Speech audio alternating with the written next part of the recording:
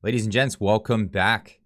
Justin Trudeau pulling out all the stops, invokes the Emergencies Act. That's the successor to the War Measures Act. I guess it didn't sound so great declaring war on the Canadian citizens, so they've renamed it the Emergencies Act, which gives the government emergency powers over the provinces and policing.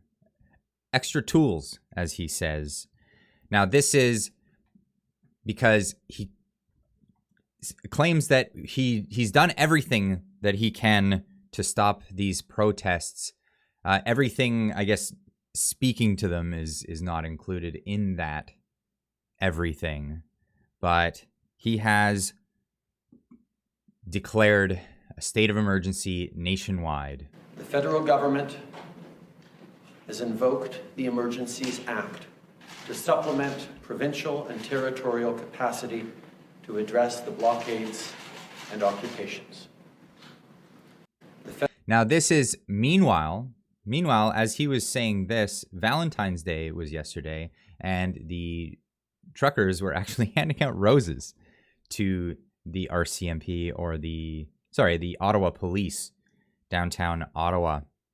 So this is the scene on the ground, and the scene that's being described by the media and the scene that's being described by the officials in government right now seem to have completely differing viewpoints. I mean, clearly one is not correlated with the other.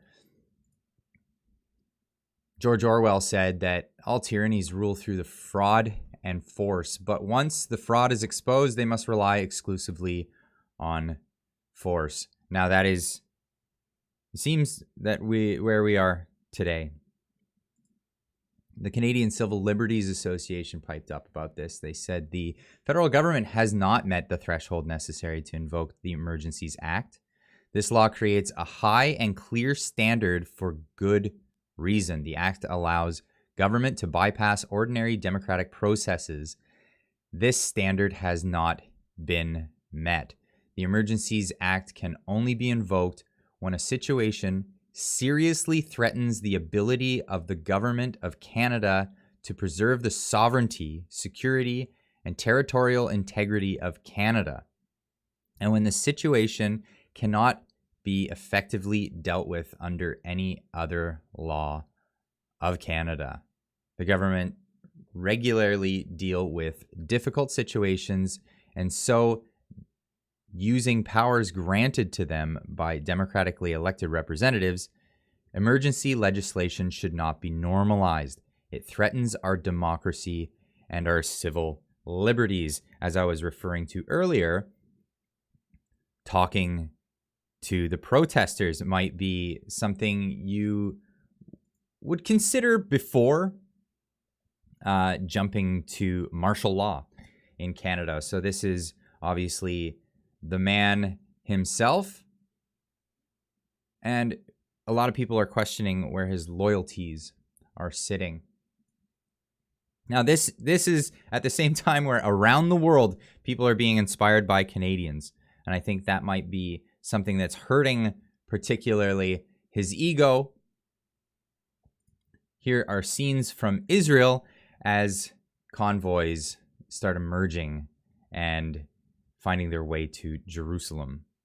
So very, very interesting times we are living in, ladies and gentlemen.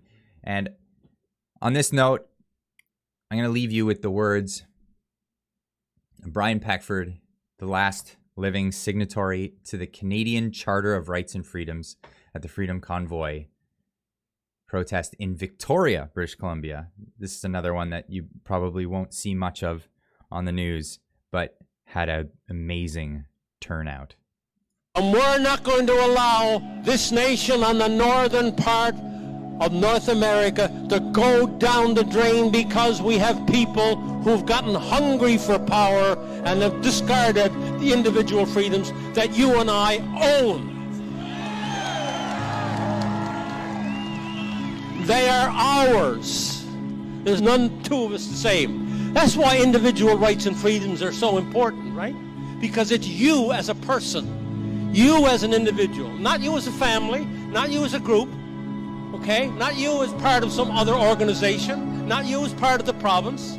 It's you as an individual Canadian. Possess these rights. That's what's important.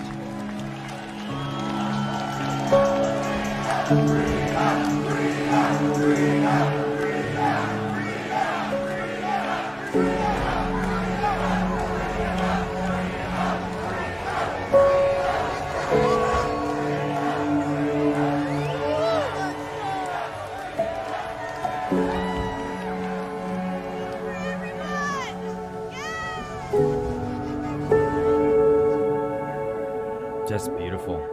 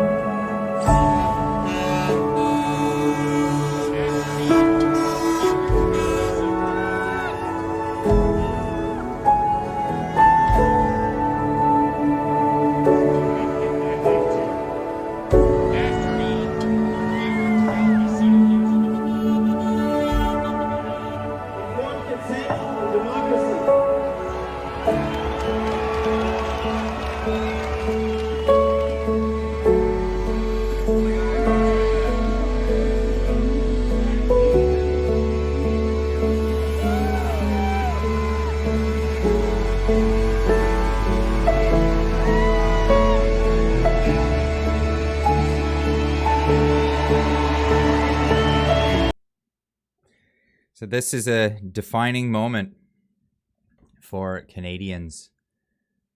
For the truckers, I just remember the words of Gandhi. At first they ridicule you, or first they ignore you, then they ridicule you, then they fight you, and then you win. This is a defining moment for us, and a defining moment for our allies and leaders around the world of what they say about what's going on in Canada at the moment. It'd be interesting to see who's going to speak publicly about this in the coming days. Godspeed and keep on trucking.